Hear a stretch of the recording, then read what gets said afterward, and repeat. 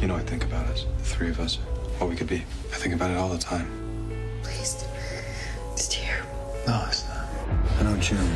She's my friend. I care about her. How's your day going? You look pretty. Thanks. I wore it just for you. Our father's a driver named Nick. He helped me to survive. Yes, you can, because I can't lose you. I'm not gonna let anything happen to you. What about you? Your girlfriend is a badass. Welcome to Above the Garage. Hi, friends. Welcome to our analysis of Season 3, Episode 10 of The Handmaid's Tale, which is entitled either Witness or Bear Witness, depending on if you're looking at DVD or not. The director of this episode is Dana Reed, and J.C. Heldrick wrote the episode. So let's do our round of introductions and dive in. Hi, I'm Raquel. Hi, I'm Helen. Hi, I'm Marigold. Hi, I'm Scarlett. And I'm Kate. So this episode opens with June, very aggressively limping towards Lawrence's house, like she's on a mission. When we get to Lawrence's house, it is very sad to discover all of the eccentricities and artwork. Everything's been removed from the house so as to make it look more like a normal Gilead house. And Lydia tells us that Waterford has published a series of new regulations aiming to make Boston more like DC, because DC was just so nice. Then Lydia reminds June she missed last month's ceremony with Lawrence, as if that matters in this house, but happily she's in time for this month. Hooray! And June carefully replies, I believe that my time in prayer has led me to see my true purpose. LOL. Lydia is thrilled at her good girl and doesn't realize that her true purpose is to burn this shit town to the ground. And then Beth comes in with scones and says, scones mean no. We learn this is how the Marthas communicate, and in this case it means no more meds for Eleanor. When June asks how she's doing, Beth says she started throwing things now, and it's evident that she's doing really poorly. And then June tells Beth she needs to ask the Marthas for one more tiny little favor. And Beth says, of course you do. And then June drops the bomb that she wants to get a ton of kids out of Gilead. She knows how it sounds, but she's going to get them out. Beth just says she's going to get herself killed. And then June's at the staircase hanging out and listening to Eleanor upstairs, screaming at Lawrence to get out. And he comes down the stairs, clearly upset, notices June, says, welcome home.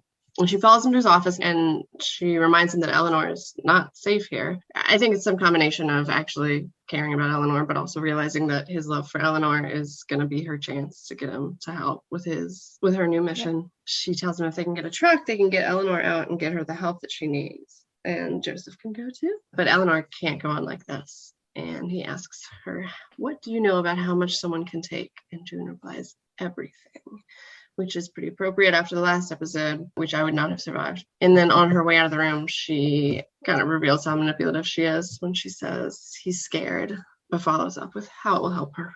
Fear can be a great motivator. June, wasting no time to get the plan rolling. So I admire that she's like, first Beth, then Lawrence, let's do this.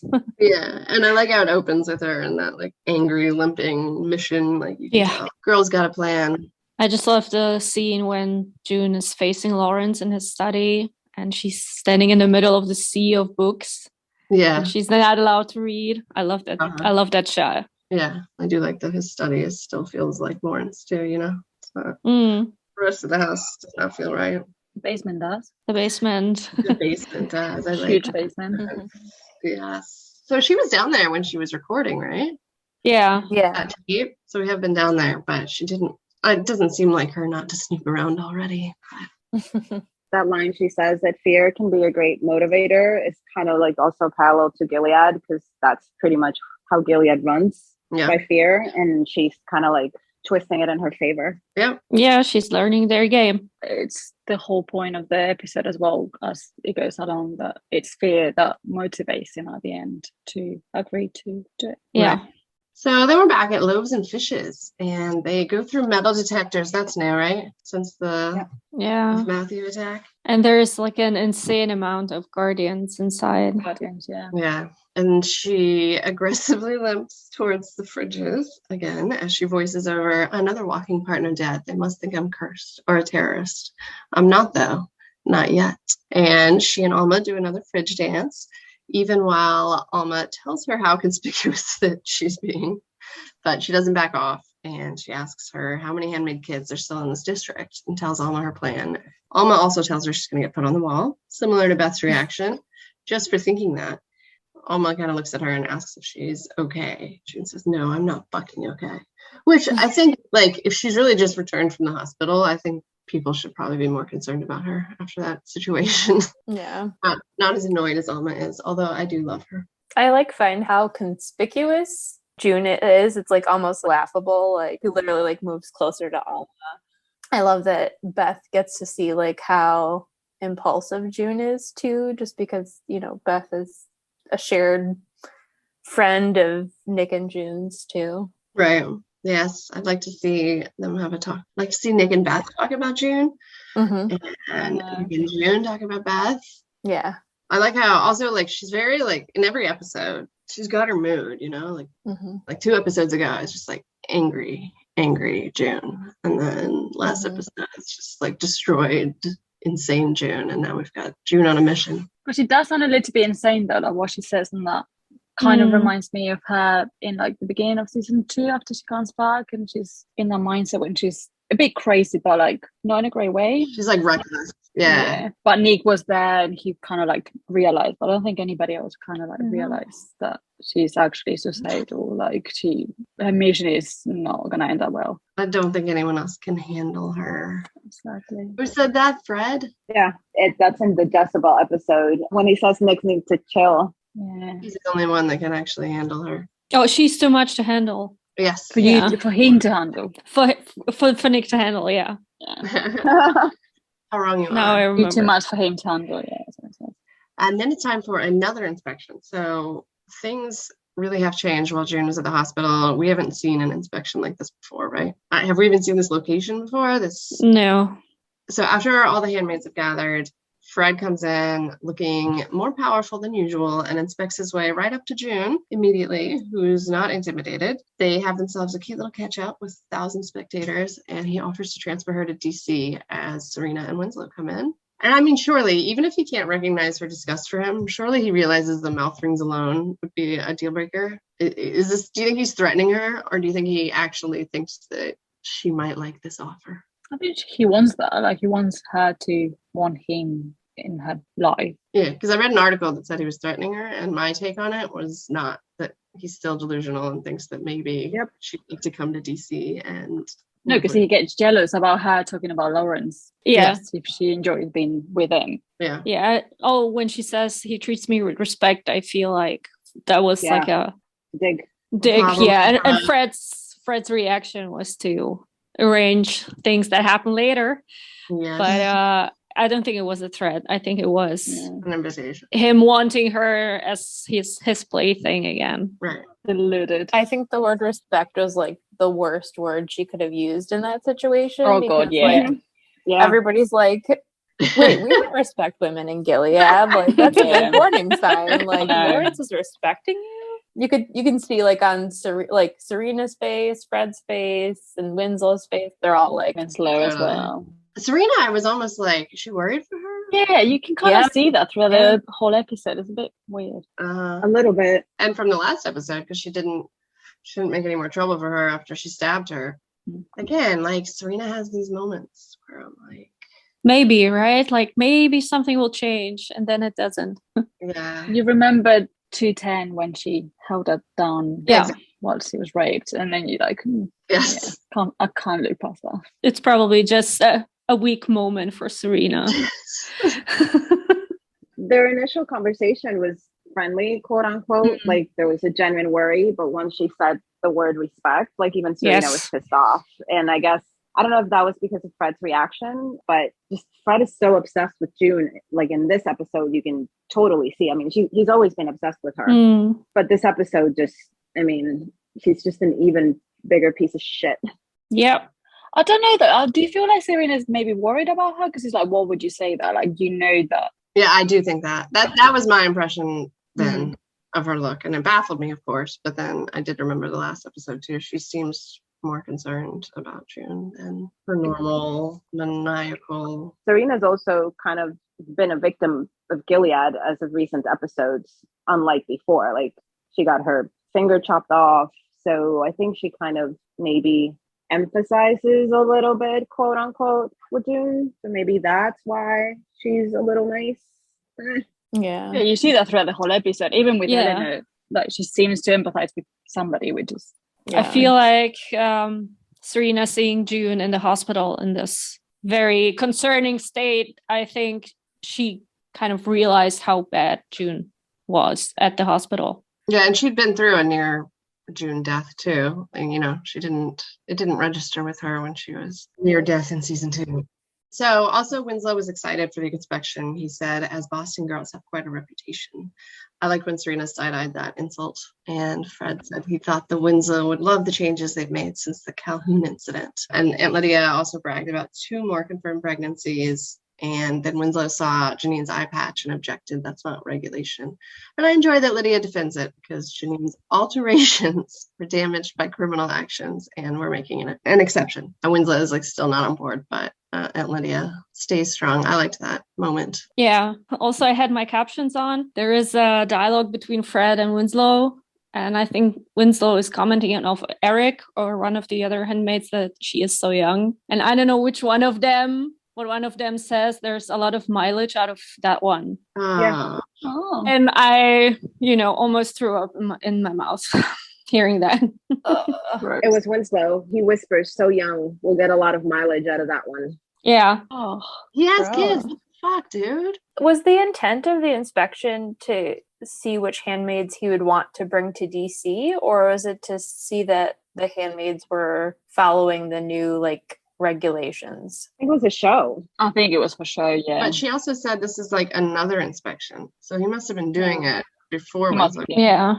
I feel like he just wanted to show them off to Winslow, and it's obvious that he's sucking Winslow's dick, figuratively. Maybe literally too. If we come back to 306 with the questionable touching.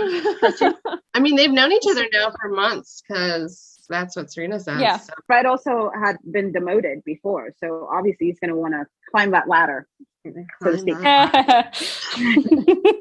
And they also talked briefly about the topic of the veil and the ring, which Fred says they're rolling out slowly. And Aunt Lydia, I think, confirms that it's optional, as if people are going to opt into this program. And Serena also had a little catch up with June, asking how she is. And June said, fine, thanks, sir. And then asks how Serena's arm is. So she's just challenging her like normal, but Serena's being slightly less Serena this episode. And then that Winslow interaction that we already discussed, he's laughing about his pre-Gilead outings with Lawrence. And when he asks about her experience with Lawrence, and she replies, treats me with respect, perhaps not the best answer. And that was also further confirmed by the music turning to a dissonant key or note right after he repeats respect.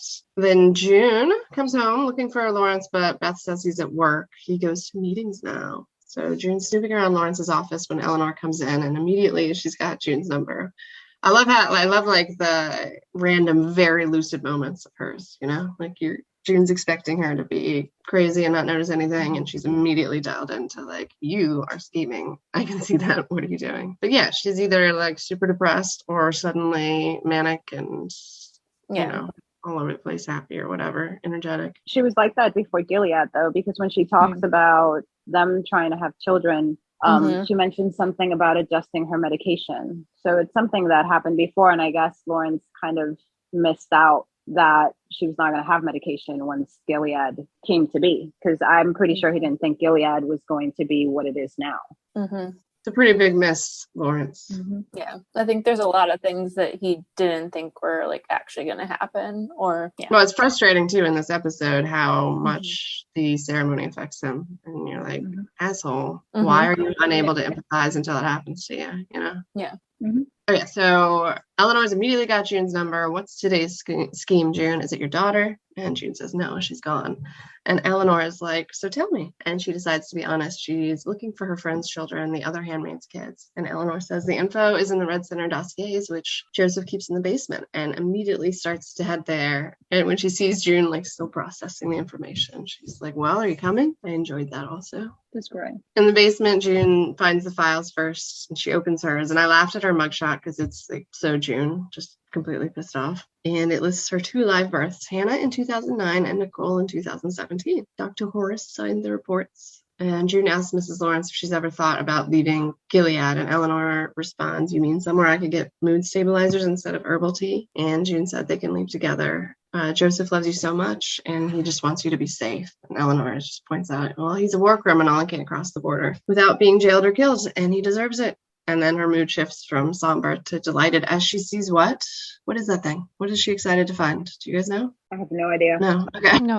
No. But it's funny too when Eleanor tells her that she's so glad she's back. Things are so much more exciting when June's around, which I think is a valid statement. Mm-hmm. Yeah. It just kind of has to suck for you to find like what your life became in a fucking file. Yeah, but it's horrible how reduced her life has become to a couple of pages and her labor abilities. I also chuckled a bit. I don't know why I chuckle. When Eleanor says, when she's in the basement, she says, of labor resources, of Joseph, of labor resources. Like, this is what they are. Wow. Just labor resources. What do you think he had their files? And what has he not done anything with them? He was sent all those files to, what was the purpose of that? Was he in charge of the arranging the Handmaid? I don't know. Earlier in the season, he was able to save 5 people to become Marthas. So maybe like he's the one who determines or helps determine who these women become, like if they're handmaids, Marthas. I think the Marthas is because they were going to be sent to the colonies, and apparently he's the one that came up with the colonies.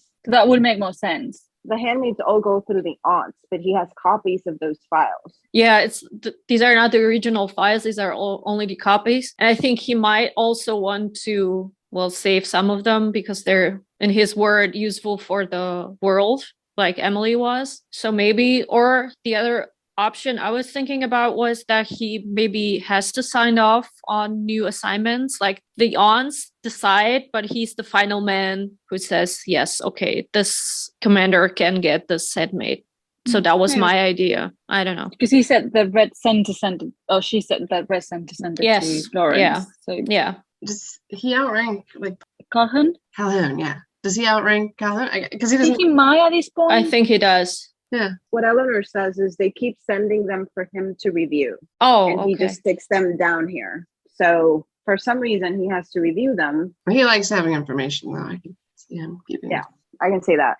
Yeah. Winslow and the Waterfords are in a hotel room, I think, discussing the new regulations and the old guard not coming around. And Serena asks if there's someone in particular Fred's worried about. And he pretends to be hesitant, but reveals it's Commander Lawrence he's worried about. He's jealous of, aka. And he proposes setting an example. Winslow pushes back and says it's not worth challenging someone like Joseph. But Fred pushes and says he's only suggesting they ensure his virility since he's had 4 handmaids with no pregnancies. And Serena has the fucking decency to look disgusted or as if, I can't believe they're doing this. And she does ask if it is necessary, at least. Did you guys think that? I agree. It seemed like Serena was shocked. Yeah. So we're back with June in the basement, and her voiceover says, it's been 5 years since we had our children torn away from us, an eternity. They were 1, now they're 6. They were 7, now they're 12. We've missed everything, the steps, the smiles, the tragedies.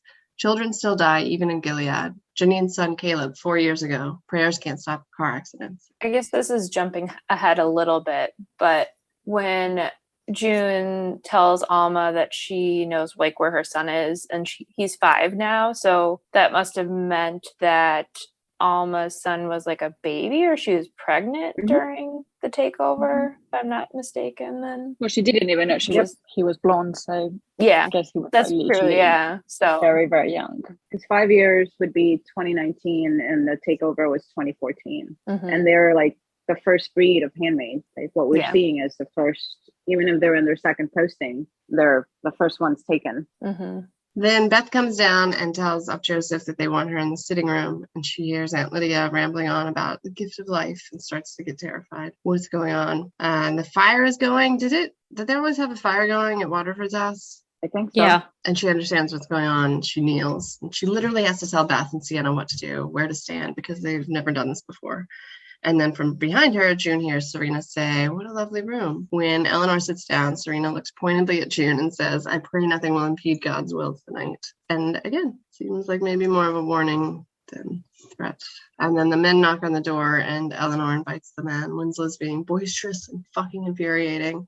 And Fred explains, in bearing witness, they're praying for their success. Lawrence asks if they're going to sit in the bed with him too, because that would definitely make things more interesting. And Winslow fake laughs and suggests they get on with it. Oh, there was the key, I think.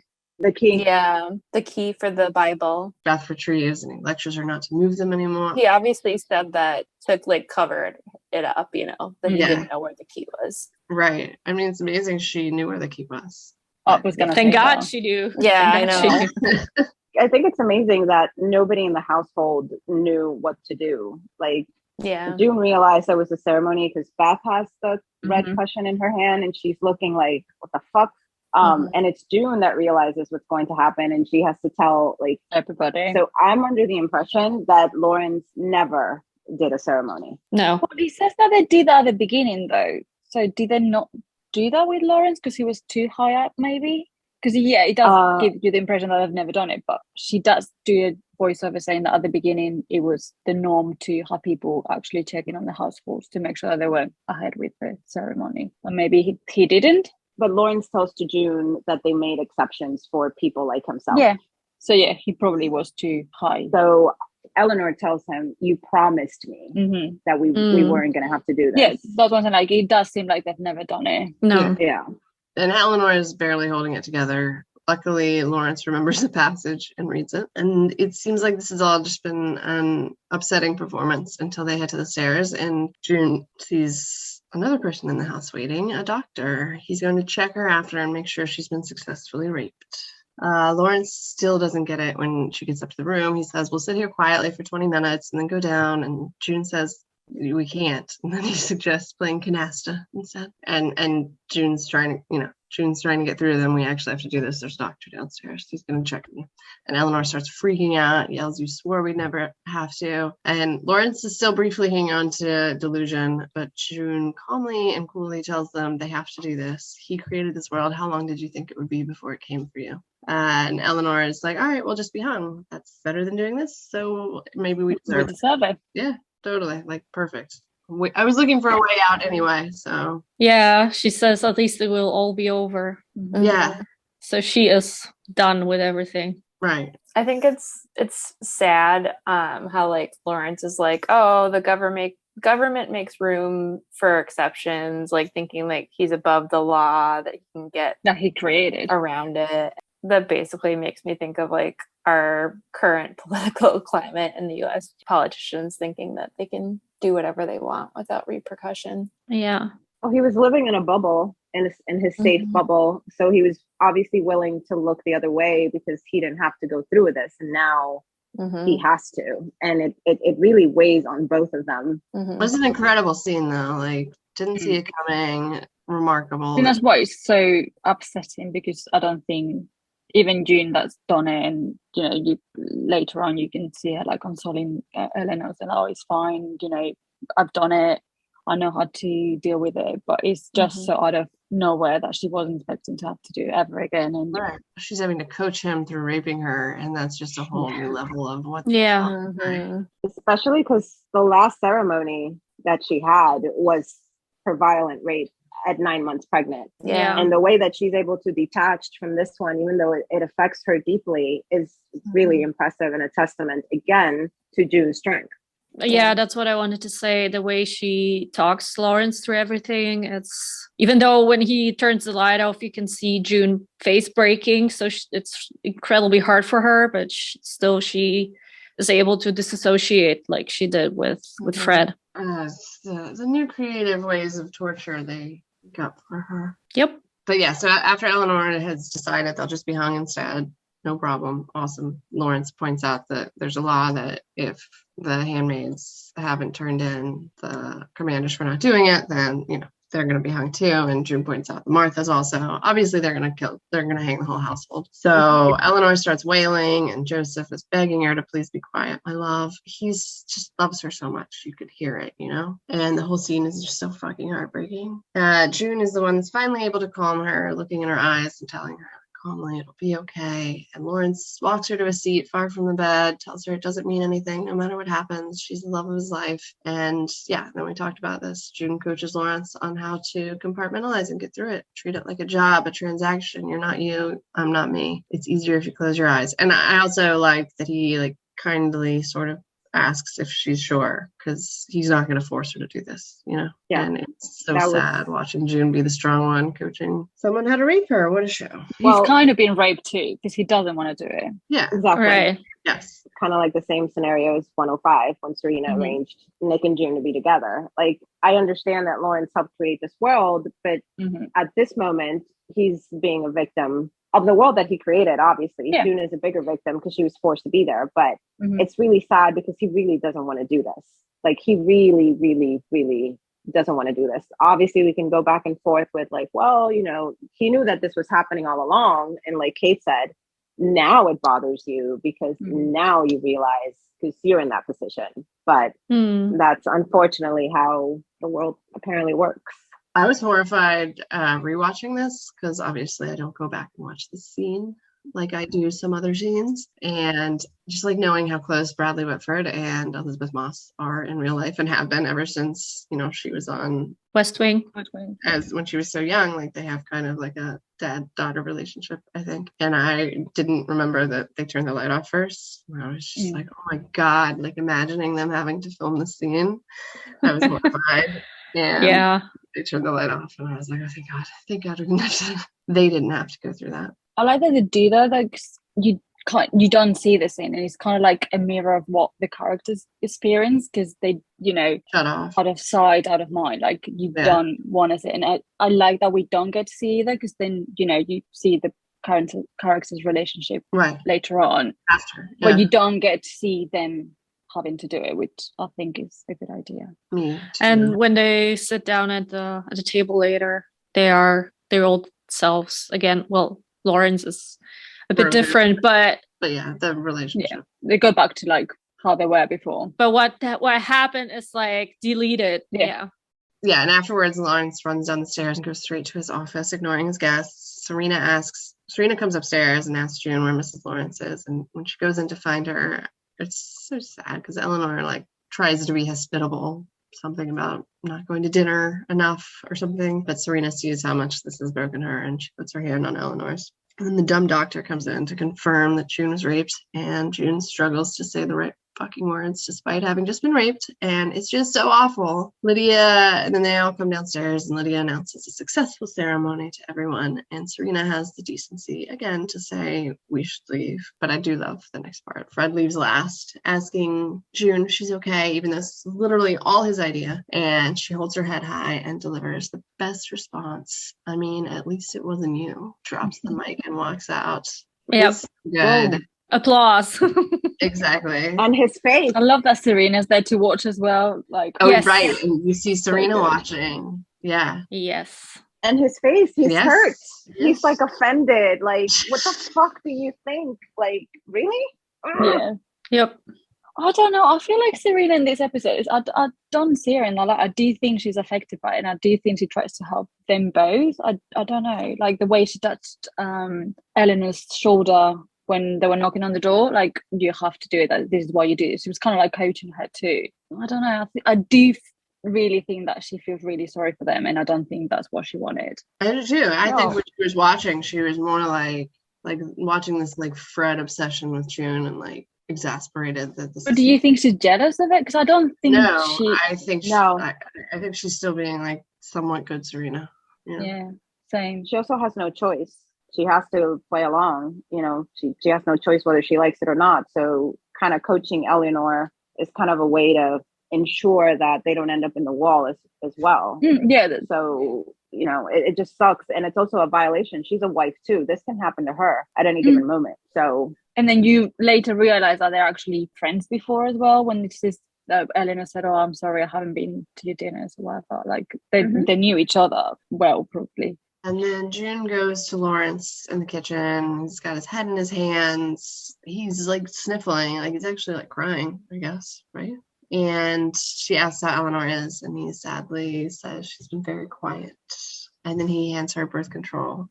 And even though he's like clearly broken. He calls it a collector's item. Like, he still has his sense of humor with her or whatever. I mean, it's not really there, but he's trying. Like you said, they're not as awkward, I guess, as you might expect afterwards with each other. Obviously, they're both just like heartbroken for Eleanor. And June responds that the punishment for contraception is being torn apart like a dog. And he says, I know. And then I'll get you a truck. You get my wife out safely. And she tells him, you can get out too. You just have to bring them something of value. Kids, the stolen children of Gilead. And he says, I'd be a hero. I feel like he said that kind of ironically, like, me too. And it's torn apart by dogs, not like a dog. So more fun. Yeah. Awesome. And I feel like Lawrence's little joke is kind of his reaction to, or him being impressed by June's strength during the whole thing. So he acts around her the same because he respects her, really. Like what June said. So he's doing his little jokes just to show her that he still respects her. And it goes back to the quote when he says to her at the beginning of the episode, what would you know about how much a person can take? Yeah. And then he literally experiences on his own skin and sees her going through it and how well she managed to deal with it. Manages. She saves the household pretty much. She saves all of them. Yeah. So. And it's another attempt of Fred's at meddling or punishing June that backfires, because then she gets her truck from Lawrence and his it gets them closer. Cooperation. It gets more connected. Exactly. June tells him, this is not going to be the last time this happens. You know that, right? And he's like, I know. And that's when he tells her, I'll get you the truck, get my wife out of here. But that was weird because I can't imagine this happening again. Like, I don't know how many times Waterford could get away with forcing it. Doesn't matter. She got her way. She got what she wanted. But I thought that was. Do you think Winslow was upset as well that they went ahead with it? He seemed like they were disappointed at the end of it. He wanted to punish Joseph, you mean? Yeah, I think that it seemed like they both wanted to, like, I don't know, get rid of him in a way. Yeah. Now we are back at Loaves and Fishes in the refrigerators again. And June says she's got a plan now. And Alma says she's like a nightmare right now. Love Alma. I absolutely love her. But then June gets Alma's attention by saying Dylan's new name is Joshua. And Alma freezes. And June tells her where he lives and that he's blonde. And Alma says his dad was blonde. So, like, it said, like, she didn't even know the color of her kid's hair because he was so young when he was taken from her. How long are we going to let Gilead keep him? June asks her. And Alma asks her plan, and June says she has a truck that fits 10. Alma says they can't pull this off alone, and Janine says she'll help. She's been listening, and it's like they didn't know that, which is alarming. And then Alma tells June about another handmaid's daughter a few blocks down from Alma. And then Janine comes and asks, the obvious question. June and Janine are looking at the fishes, and Janine asks if she's found anything out about Caleb, Janine's son. And we wait a few beats to find out what June's going to do here. Is she going to break Janine's heart with the truth? But no, she doesn't. She tells her he's living in California on the beach with a super nice Gilead mom. And Janine is so happy. Did you guys think that she was going to tell her the truth the first time, or? No. I think she was just thinking a second what to say. And removing Caleb from the vicinity of the area of Janine, would probably make her let it go. Not hoping that Caleb would be the one of the children that will get saved. Right. But yeah, I saw, like, I knew she was watching as she was telling Alma about her son. And it was also cool because I've always wondered about Alma's children. All these handmaids have had children before, and you don't necessarily hear about everybody's children. About them. Yeah. I love the line that Janine says too, when she's like, I can help. And they both look at her and she's like, what? I'm brave. I'm like, this is like the best Janine line ever. I don't know. It's just so sweet. Yeah. And then Serena walks into Fred's room and he says he knows last time was difficult. Thanks for your resilience to Serena. And she's like, yeah, we have a showing night in front. But she's there to confront him. And she confronts him about not getting Nicole back. Says he's been prioritizing himself, and that's enough of that. And she tells him about Tuello and shows him the phone. Tells him he just has to offer his cooperation and betray Gilead. I wrote, whoa, bold move, Serena. He's cut off your finger for a lot less. I would not have given him that phone. And she has just like no reason whatsoever to think that that's going to work out. Yeah, I think it was super risky for her to bring it up. Yeah. Like, what is she asking him to do? Like, they just need your cooperation. Like, I guess that means, betray Gilead and give them something in return to get Holly. But then that'll make you seem like a traitor and you're going to end up in the wall. Yeah. Because at the beginning of season 3 when they meet with Luke and Holly, Trello tells her to stay in Canada, but she didn't have to go back and bring Fred with her. That wasn't, the bargain. Like, she could have just saved herself. So I don't know why she needed Fred. But I feel like the idea was that Fred gives information, works with the Swiss, the Canadians, whatever, undercover, so that Gilead doesn't know about it. So they get Nicole. He gives information or cooperates and gives information for a longer period of time, but they are back in they're still in Gilead and living in their beautiful house with their beautiful baby. Okay. So this is what Serena probably imagines is going to happen. And then the last scene is June walking into the Lawrence kitchen and looking stunned, and Beth explains muffins mean yes. So it opened with her saying scones mean no, and now we apparently have a lot of takers. She said, I spread the word. I asked if anyone would help get children out. I thought they'd all say no. And June says, we're going to need a bigger boat. A Jaws reference. And then we see 20 baskets of muffins, maybe more. I was always surprised, even from the beginning, though, that she thought that a 10-person band was going to be enough for her plan, knowing who she is and what she's like. And they're playing Gloria and Excelsis Deo. June probably thought that it's going to be a couple of kids of her friends, handmaid friends. So it's going to be max of 10 people or 10 kids. Also that it shows that how fed up everybody in Gilead is, all of the Marthas. This is really risky. They are risking their lives, but they're just probably thinking, what do we have to lose? What is our life? What prospects do we have in Gilead? So they were like, yeah, sure. And I feel like especially Martha see how the life of the children looks like, how terrible it is, how they're being, brainwashed, and they're probably really attached to the children as well. Of course, probably the ones that spend more time with them. Care about them probably the most. And care about them, yeah. So that was the way to get the Marthas. You're right. Okay, I think that's a wrap on our spoiler-free analysis of this episode. So if you are a new watcher, you probably want to go now. And if you're a longtime fan, we will talk about a few things in the episode in the context of the show to date.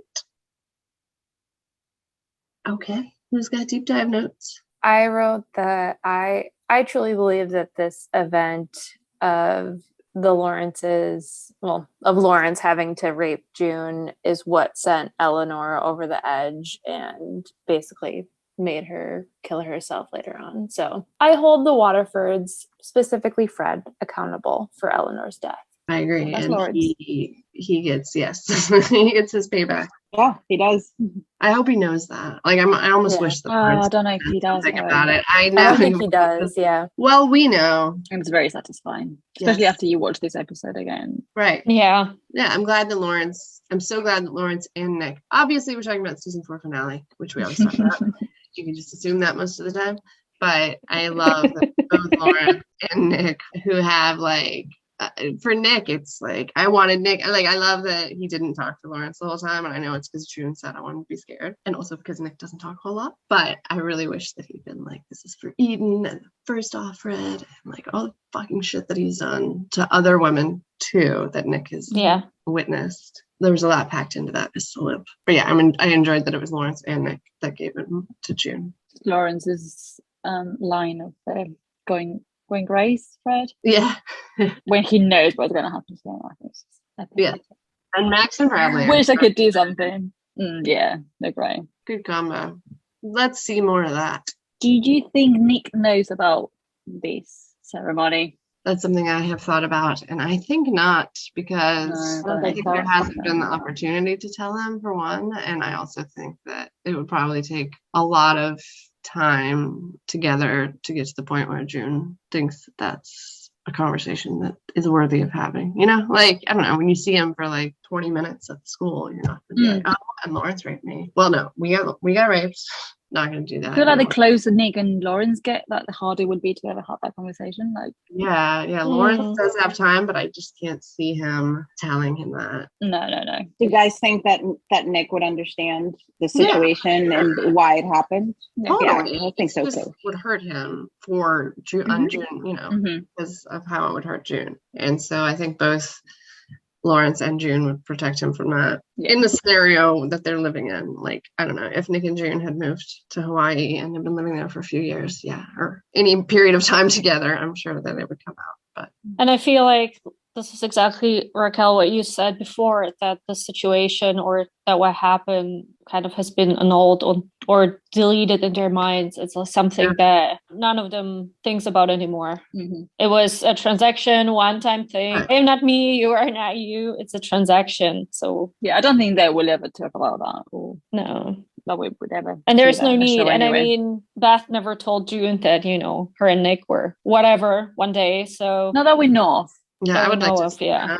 I know. So there are things like, they don't need to be discussed. No, I know. No, let's not poke that bear, or let's. But no, I've thought about it too. You wonder, because Lawrence and Nick are close now, and they weren't then. They didn't know each other at all then. Now they're close, but how much do they know? I love how much, but in season 4, when he's like, you need to move on, and Nick's like, I can't move on, and Lawrence is like, I know, I love how much he knows, how his love is between them. He immediately just understood. I think that's how he felt about Eleanor. Exactly. Right. And he still probably can't move on from her dad, and probably the guilt of pushing her over the edge for agreeing to build up Gilead and putting in that position when she had to go through the ceremony and everything she went through and what broke her eventually. So obviously he does live with that guilt, and so you can't just let go. Yeah.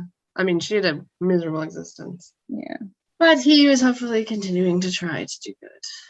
It reminds me a little bit of Nick's journey, especially when he said about I'd be a hero. Like, you see Nick having the chances of being a hero, and he will never take them because he doesn't feel like he's worthy of it. Like, he doesn't feel like he needs to be, like, he will ever be atoned or he deserves to be atoned. So he kind of like, when he says that in that tone of voice, like, that's how he feels. Like, he would never want to do that. I'm not comparing their involvement, but I think they feel the same way. Like, Nick feels that way about himself. And I feel like Nick wouldn't want, well, he probably believes, even if he had the chance, I think he thinks that he will feel miserable once he's free. Yeah. Because there are other people who are suffering because of him. Because of course he sees himself responsible for Gilead. So being part of the system, right? So he is not the person who's gonna run away and live his life in Hawaii, even though this is actually exactly what he wants, but he will not allow himself. It's the same with June as well, though. It's different involvement, but she doesn't feel comfortable just being where she is, where her friends are still,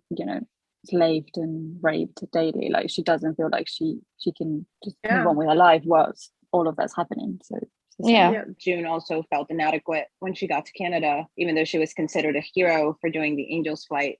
She still felt that she didn't deserve any of the things that they were doing for her. Yeah. It's just that when they were talking about the whole household being punished by them not going ahead with the ceremony, just reminded me of all 3 when both Sienna and Beth get killed because they were part of the household that June was in and, organized the Angel's Flight, and that Lawrence was going to be executed as well, had it not been for Nick intervening. Yeah. So they get rid of the whole household. If one of them does something that it's against the law. We've seen it over and over again. You've even seen, I feel like those scenes are really striking and stick with you when you're driving down the road and you see everybody hanging from the trees. And like the wife and the commander, everybody. And the handmaid. Even we just saw Frances, Hannah's handmaid was the handmaid in the house was hung along with Frances and the guardians. They just really love to kill the whole house. And I mean, that keeps you in line because, Eleanor and Joseph were willing to get themselves killed, but then it's a whole different thing when you're not going to take actions that are going to endanger somebody else's lives or get them killed. So it's a horrible thing to do, but it's smart on Gilead's part for containing rebellion. Fear. Good motivator. Yeah. What I had for deep dive was that line that Lawrence asked June, like, what do you know of how much someone can take? And she says everything. And obviously for 3 seasons, we've seen her being brutalized, but we still need to talk about season 4. And obviously everything that has to do with her daughters is pretty much just, that's the last straw. That's what she can't take. You know, it just made me think of when Hannah was in the box and she, you know, told them where the handmaids were. I guess it's not everything. You know, her limit is pretty much everybody breaks. Yeah, everybody breaks. But she has gone through a lot. Yeah. And I feel like the back end of season 3 is exactly what the doctor asked her. Like, why are you trying to kill yourself? Mm-hmm. And this is her conscious, because she wasn't really conscious of that she was doing that she was putting herself in difficult situations because, you know, maybe like Eleanor said, it's all going to be over then. But after she's out of the hospital, she's consciously putting herself at risk and killing herself only to get those kids out. She has a new purpose because it's like the doctor says, you know, like, how are you going to honor your daughters? You know, she was suicidal because she realized she lost contact to Hannah. Not that she was going to be able to get her out, but she honestly did think that she was going to be able to get Hannah out because she got Holly out. So in her high, you know, she probably thought, okay, if I got Holly out, I'm going to be able to get Hannah out. I think the moment she notices they've moved her outside the area, she does kind of like know that she's not going to be able to, like, she's probably in denial, but I think she deep down, she does know that it won't be Hannah, so that's what she tries to compensate. And okay, well, I'll take all of the other handmaid children. I think she hopes that, you know, at the end, she does really hope that Hannah will come through, but I don't think she really thinks that's possible. Yeah, and if she hadn't acted the way she did and caused Hannah to move away, she maybe would have had the opportunity to get her out on that plane. So I feel like she's aware of that, and she feels really terrible about that she fucked her own chances to get Hannah out because she just wanted to see her. Yeah. You know, so the main difference, I think, what she acts the way she acts in season 3 is that she has lost Nick. Whereas in season 2, she might have had the same ideas, but she had somebody that grounded her and, you know, kept her sane. Whereas in season 3, she's lost that as well. She doesn't have that safe haven anymore. Yeah, and she was in a pit in season 2 as well. She was not there, and she was bleeding, and she was letting herself bleed out. Yeah, she nearly died. So she was in and Nick saved her. Yeah, so she was in a kind of similar headspace, but he was there somewhere. This possibility was there, and here he is not. So this is like a crutch that's missing as well. She's lost that too. Yeah. Sure. They're both so far gone, like they're not even in her realm anymore. She doesn't know if he's alive. I remember reading an interview about Bruce Miller explaining like why Nick wasn't in most of season 3. But he said something, you know, well, this is June's story and it's from her perspective. So when Nick is gone, he's gone also from her, you know, so that also has an effect. You know, like Raquel said, she doesn't have that stability or that balance to her impulsiveness or her, you know, she just doesn't have anybody to hold on to, I guess. So it also affects her journey into becoming who she has to become as well. So I agree with that. I'm very glad that we now see Nick a little more though. I just wanted to make note that like every episode we watch now in the wake of Roe v. Wade being overturned there's always things now that hit a lot closer to home, like the birth control, the contraception being disallowed. And in his opinion, Justice Thomas literally said to revisit Griswold versus Connecticut, which was what made birth control legal for married couples. In Connecticut, they had disallowed any instrument in furthering contraception. So to reverse that judgment would be to enter Gilead territory, and that you cannot even use birth control to prevent pregnancy. And that's just like, it sounds insane, and yet all of a sudden it doesn't sound as impossible to happen as it did a few months ago. And it's like just really important that we fight really hard to not let that happen. Can you imagine, like, I don't know, my daughter growing up and not being able to use birth control? It's horrible. And I remember people telling me a few months back that I was hysteric that Roe v. Wade was not going to be overturned. And it did. And the same people are telling me now that birth control cannot be overturned because how could it, if that's the only way to prevent abortion? And I'm like, because you don't understand the ramifications of what they want to do. It's not just about abortion and babies. It's just about a woman's place in society as a quote unquote vessel. So Right. I do think it's a possibility if they eliminated the precedence of privacy, which was what Roe v. Wade was based on, they can do so for not only birth control, but for gay rights as well. So that's scary and very frustrating. And even with birth control being legal, it's still sometimes a hassle to get. So yeah. Same with contraceptives though, because condoms will be a contraceptive. They also protect you from STDs, so you can't really ban that. Or they will find a way to ban condoms. They'll say you shouldn't have unmarried sex, right?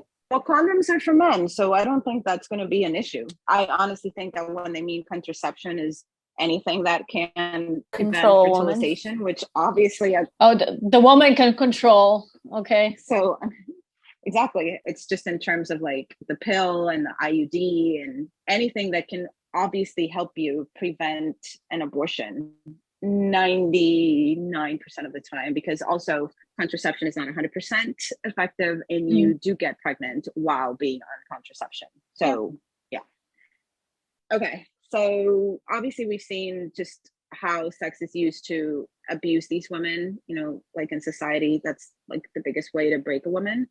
And we've seen how June has changed throughout the seasons in terms of sex. We've seen her last ceremony was pretty violent at 9 months pregnant. And then obviously now she faced the reality of having another ceremony, but obviously now she's a lot stronger and a lot different. And then that goes forward to the next episode when she's almost going to be raped by Winslow and she decides to kill him. So her dynamic with sex is pretty different and pretty damaged because of Gilead. And obviously we see that as a result when she tries to be with Luke in season 4. Wanted to see what your thoughts were about that. That's interesting because I've always thought of that scene more of like when she's talking about in the victims group with the other handmaids and survivors. I always felt like she actually felt like her approach to sex wasn't that fucked up as Moira said, because I kind of like always thought about her sexual life with Nick. But if you actually think about what happens after she actually